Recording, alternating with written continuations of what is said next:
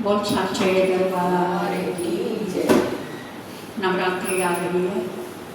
एक भक्त होता है, वो नवरात्रि में क्या है कि माँ के दरबार में जाता है, माँ के दरबार में जाके आस लगाता है, हे माँ, मेरी अपनी माँ नहीं है और तू ही मेरी माँ है, तू मेरे घर चल, मैं तेरे को लेने के लिए आया हूँ। माँ का टेलीफोन। तो भक्त अपनी अरदास माँ के आगे लगाता हुआ कहता है, ये भजन कुछ दर्द भरा है, कृपया मुझे क्षमा करना अगर कोई बुरा माने तो।